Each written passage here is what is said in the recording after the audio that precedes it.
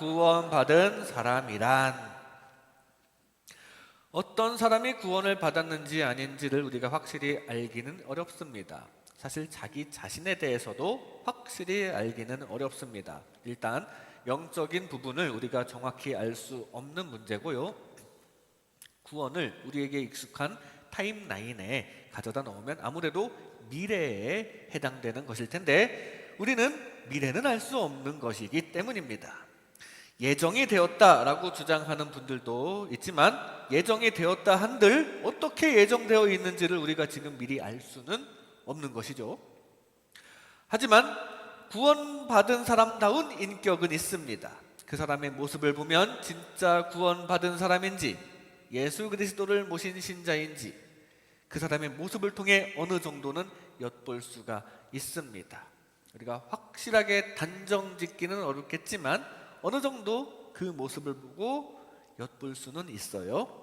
그리고 가급적이면 우리들은 구원받은 사람이 보통 풍기는 모습을 보이는 것이 좋습니다. 구원도 구원이지만 구원받은 사람다운 인격은 삶 가운데서도 유익을 주는 성품이기 때문입니다. 바로 여러분들이 그런 분들이신 줄로 믿습니다. 오늘 말씀은 마태복음에 기록된 예수님의 산상설교의 마지막 부분입니다. 특히 거짓 선지자들을 삼가라는 말씀을 하시면서 어떤 사람이 거짓 사람인지는 그 사람의 열매를 통해 어느 정도 파악할 수 있다고 말씀하시는데요. 거짓 선지자도 조심해야 하지만 각자 자신의 열매도 살펴보면서 나는 거짓된 사람 같은 성품을 가졌는지 그걸 살펴보라는 말씀입니다. 오늘 제시된 구원받은 사람다운 인격은 인격의 세 가지 요소인 지성과 감성과 의지로 대입해서 살펴볼 수 있습니다. 지성적으로 하나님께 순종하는 지혜, 감정적으로 하나님에 대해 좋은 마음을 가지고 그 하나님의 뜻대로 하는 사랑, 그리고 의지적으로 하나님을 믿고 따르려는 의지를 보이는 것이 구원받은 사람다운 인격인데요. 그런 게 나타나야 한다는 말씀입니다. 이 시간 이런 말씀을 나눌 때 우리는 구원받은 사람답게 좋은 열매 맺고 사랑을 행하며 주님 말씀에 순종하는 지혜로운 그리스도인 되시기를 주님의 이름으로 축복합니다. 먼저 좋은 열매 맺는 사람, 좋은 열매 맺는 사람이 구원받은 사람에게서 나타나는 성품입니다. 하나님을 따르려는 의지로 좋은 열매 맺는 사람입니다. 오늘 본문 16절 말씀에 그들의 열매로 그들을 알지니 가시나무에서 포도를 또는 엉겅퀴에서 무화과를 따겠느냐? 아니다 라는 얘기죠. 열매, 즉 결과를 보고 그 나무가 어떤 나무인지 알 수 있습니다. 나무 줄기와 잎사귀를 보고서는 정확히 그게 어떤 나무인지 파악이 잘 안 될 수 있는데 그 나무에서 만약에 포도가 난다면 그 나무는 포도나무고요. 그 나무에서 사과가 난다면 사과나무죠. 그 나무에서 올리브가 나면 감람나무입니다. 엉겅퀴에서 무화과를 낼 수는 없는 것입니다. 마찬가지로 우리 사람도 그냥 딱 봐서는 잘 모르지만 그 사람에게서 사랑이 나오고 그 사람에게서 화평이 나오고 오래 참는 성품이 나오고 여러분에게서 좋은 성품이 나오고 그리스도의 향기가 나고 그래서 그 결과 선이 이루어지고 그러면 이분은 정말 하나님의 나라 시민다운 향기가 나는구나. 정말 하나님께서 함께 하시는구나. 그렇게 우리가 추정할 수 있다는 거고요. 그렇게 되는 사람이 되어야 한다는 거예요. 열매를 보면 그 사람이 하나님을 얼마나 따르려고 하는지를 알게 된다는 얘기입니다.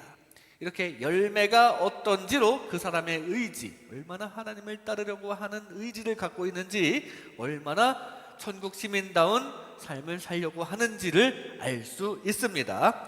그 사람이 하나님을 믿고 하나님을 따르려는 의지가 있는지 아니면 겉모습만 잘 보이려는 의지가 있는지는 겪어보고 그 열매를 보면 알게 된다는 얘기입니다. 진심으로 하나님을 믿고 주님을 따르려는 의지를 가지면서 자연스럽게 좋은 열매를 맺으시기 바랍니다. 요셉은 하나님을 끝까지 신뢰하는 사람이었고 하나님 앞에서 끝까지 정직을 지키려는 의지가 있는 사람이었습니다.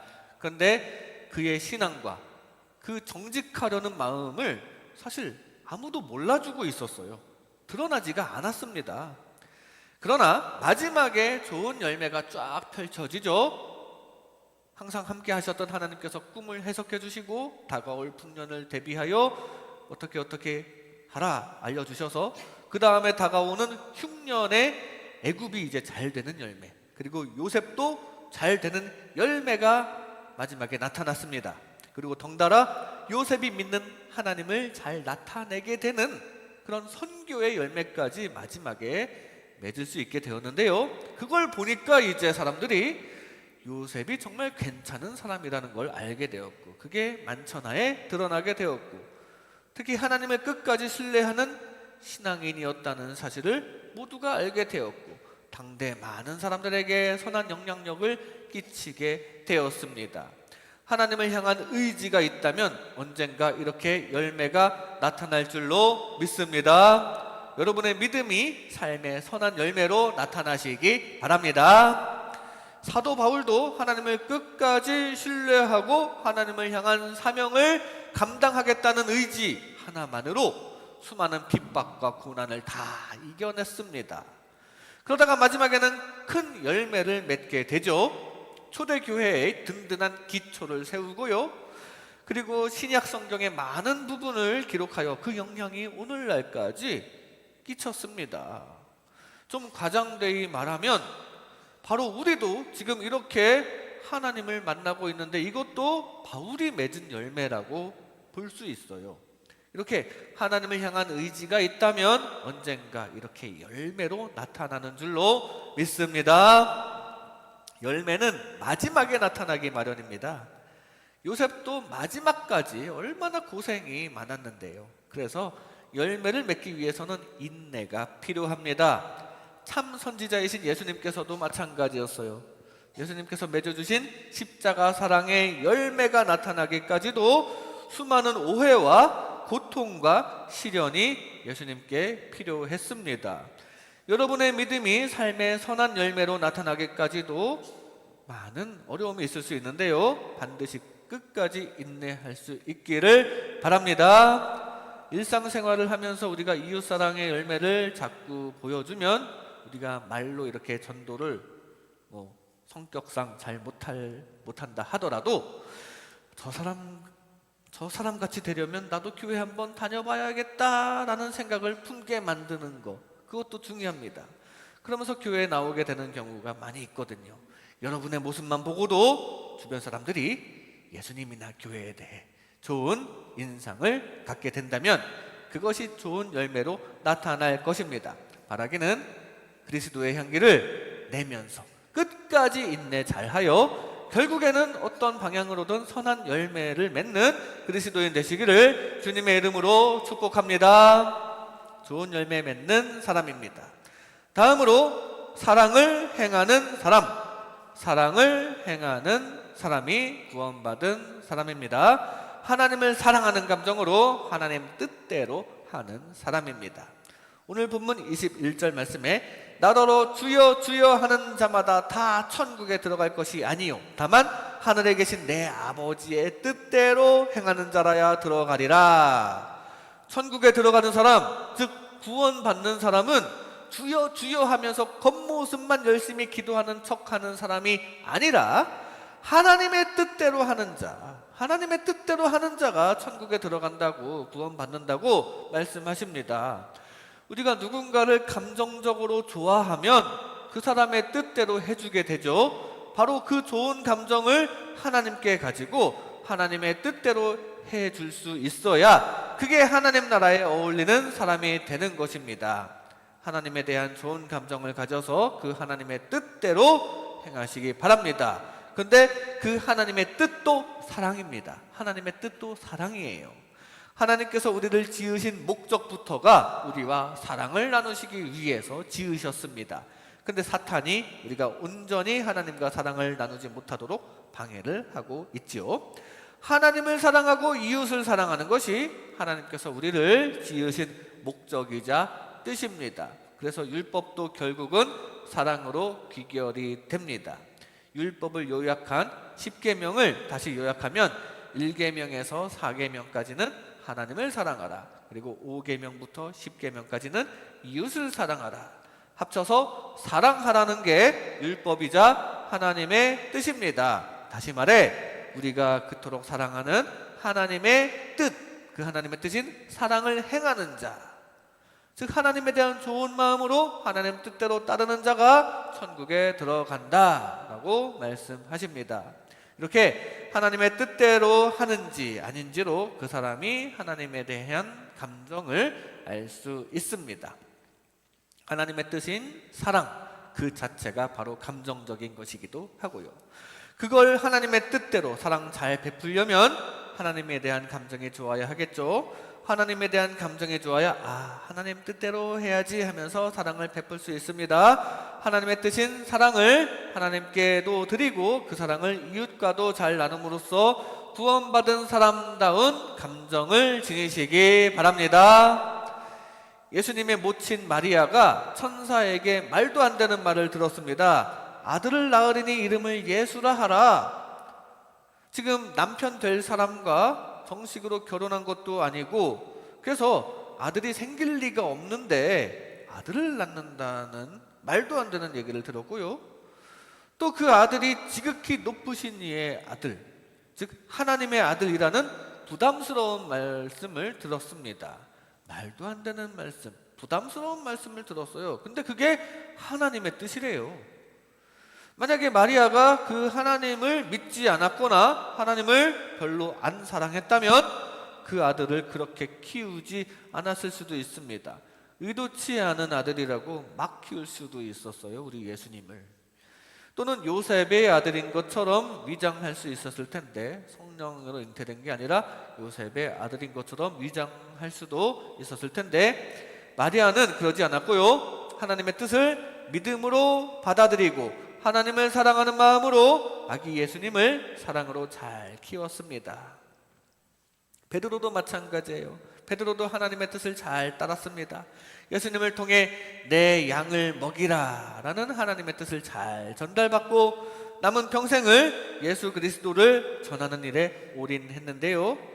성전에 들어가다가 안진뱅이에게 내게 있는 것으로 내게 주노니 나사렛 예수 이름으로 일어나 걸어라 라는 말씀으로 선포하여 안진뱅이를 일어나 걷게 만들었습니다. 그거 무슨 대가를 바라고 한 거 아닙니다. 그저 순수한 사랑으로 하나님의 능력을 이끌어내서 기적을 베풀어 준 거예요. 사랑으로 안진뱅이를 일으켰고 사랑으로 예수님의 능력을 전했죠.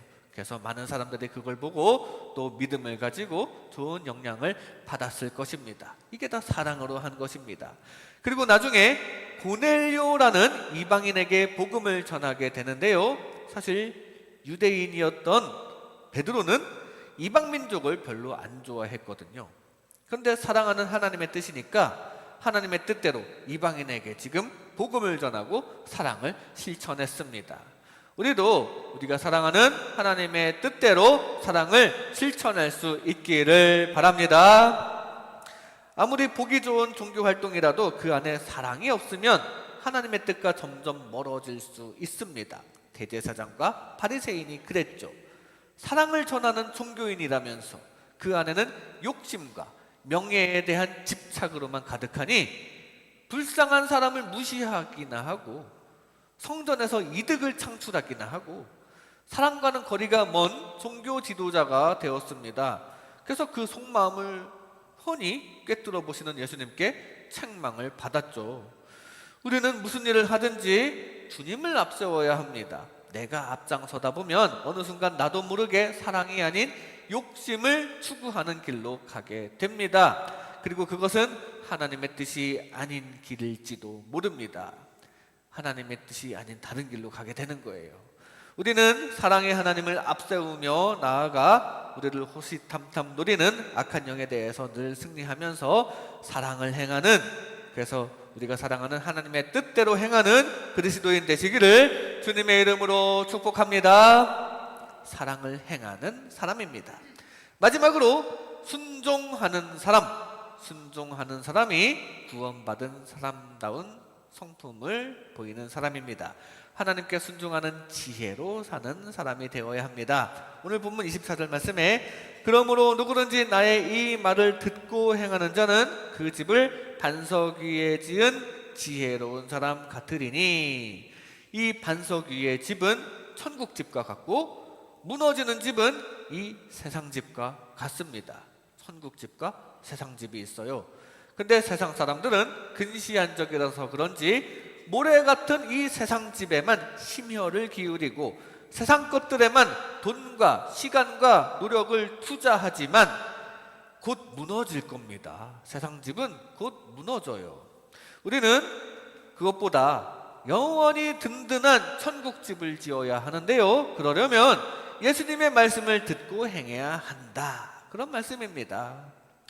그리고 그게 지혜로운 사람이라고 말씀하셨습니다.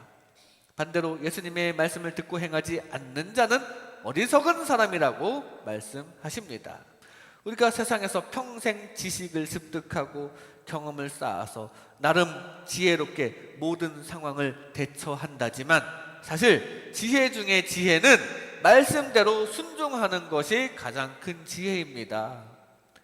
어른 말씀 틀린 것 하나 없다는 말을 종종 합니다. 지나고 보면 결국 경험 있으신 분의 말씀이 맞았다고 생각되는 경우가 많아요.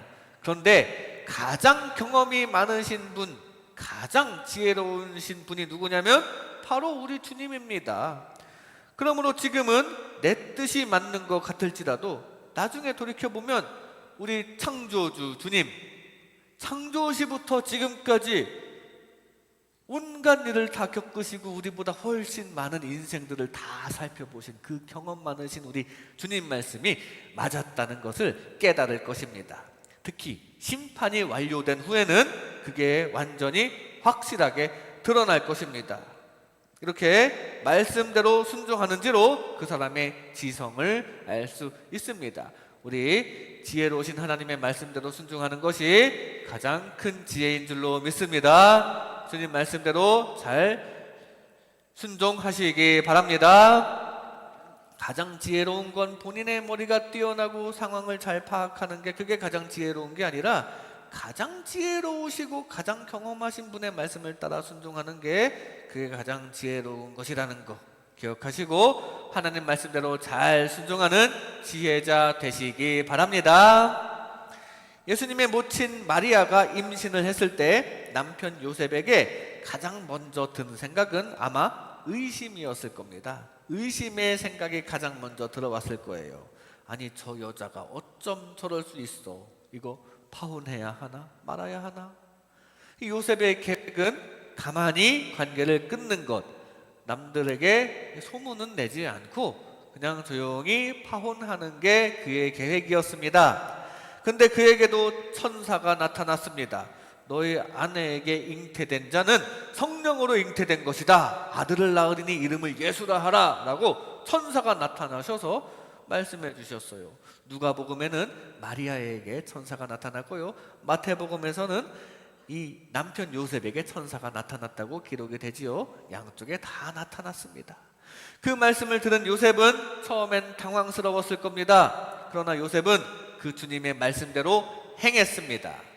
마리아를 원래 계획대로 아내로 삼았고요, 예수님을 정성으로 키웠습니다.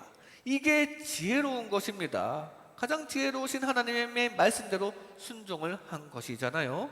만약에 요셉이 여기서 하나님의 말씀을 듣지 않고 자기 생각대로 했더라면 아마 예수님은 사회적으로도 아빠 없는 아이로 자랐을 것입니다. 예수님은 그렇게 잘하셨어도 우리 하나님의 아들이시니까 큰 문제가 되지 않았다고 치더라도 그 예수님의 형제 야고보와 예수님의 형제 유다가 존재하지 않았을 거예요. 만약에 요셉이 하나님 말씀대로 순종하지 않았다면 그 형제 야고보와 형제 유다가 존재하지 않았을 겁니다. 이 우리가 보고 있는 성경 야고보서의 저자와 유다서의 저자가 바로 그 예수님의 동복 형제인 것으로 알려져 있죠. 요셉이 자기 뜻대로 마리아와의 관계를 끊었다면 그 성경 말씀이라는 열매도 없었을 것입니다. 그리고 요셉도 이렇게 예수님의 부친으로서, 예수님의 아버지로서 그리스도의 족보에도 오르고 있는데 이 영광도 없었을 것이고요. 그리고 요셉이 자기 뜻대로 마리아와 헤어졌다면 그의 남은 삶에도 신앙생활도 장담 못합니다. 본인의 신앙도 위기가 있을 거예요.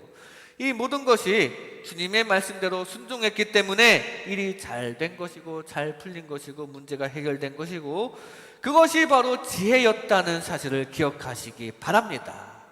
우리도 지금 내 생각에는 잘 납득이 안 가더라도 일단 주님의 말씀대로 순종하면 결국 많은 일들이 좋은 일로 귀결될 줄로 믿습니다. 가장 지혜로우신 주님을 신뢰하고 주님 뜻대로 순종하시기 바랍니다.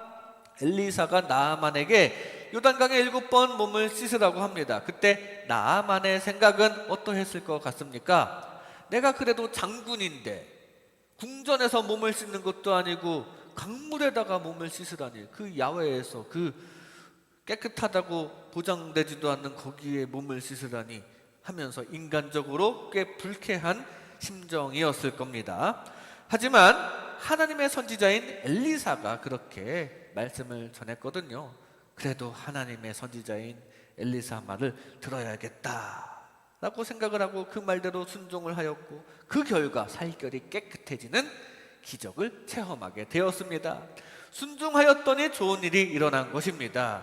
순종하여 좋은 일을 늘 체험하는 저와 여러분 되시기 바랍니다. 우리가 자기 생각이나 체면으로 인해서 순종을 잘 못할 때가 많습니다. 하지만 하나님께서는 자기 생각이 위에 있는 교만한 자를 내리시는 분이고요, 겸손한 자에게 은혜를 주시는 분입니다. 교만한 자는 결코 기적의 주인공이 될 수 없습니다.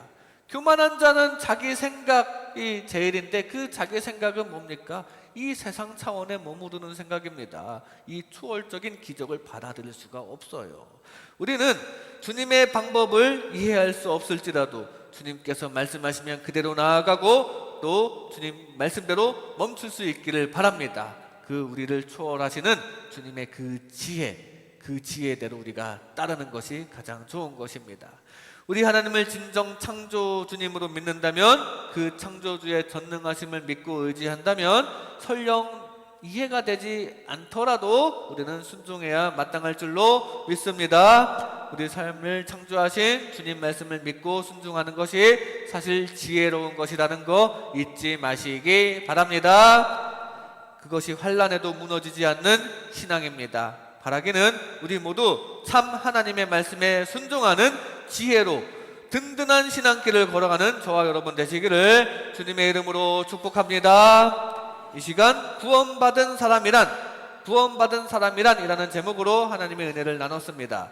좋은 열매 맺는 사람입니다. 그리스도의 향기를 내면서 끝까지 인내 잘하여 선한 열매 맺으시기 바랍니다. 사랑을 행하는 사람입니다. 처음부터 하나님을 앞세우고 하나님 뜻대로 나아가 승리하시기 바랍니다. 순종하는 사람입니다. 하나님의 말씀에 순종하는 지혜로 든든한 신앙길 걸어가는 저와 여러분 되시기를 주님의 이름으로 축복합니다.